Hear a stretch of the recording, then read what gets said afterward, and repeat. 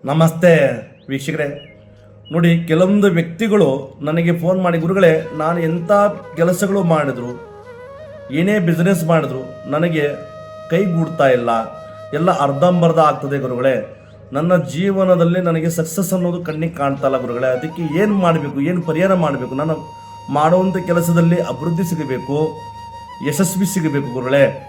ಏಕೆಂದರೆ ಎಷ್ಟೇ ಒಂದು ಮಾಡಿದ್ರೂ ಬರೀ ಅರ್ಧಂಬರ್ಧ ಕೆಲಸ ಆಗ್ತದೆ, ಇಂಪ್ರೂವ್ಮೆಂಟ್ ಅನ್ನೋದು ಸ್ವಲ್ಪ ನನ್ನ ಜೀವನದಲ್ಲಿ ಇಲ್ಲ, ಸಕ್ಸಸ್ ಅನ್ನೋದು ನನ್ನ ಜೀವನದಲ್ಲಿಲ್ಲ ಗುರುಗಳೇ, ನನಗೆ ಶಾಶ್ವತವಾಗಿ ನನಗೆ ಪರಿಹಾರ ಬೇಕು, ಅದಕ್ಕೆ ಏನು ಮಾಡಬೇಕು ಗುರುಗಳೇ ಅಂತ ಕೇಳಿದ್ರಲ್ಲ. ಹಾಗಿದ್ದರೆ ವೀಕ್ಷಕರೇ ನೋಡಿ, ಈ ಒಂದು ಕೆಲಸವನ್ನು ನೀವು ಮಾಡಿ.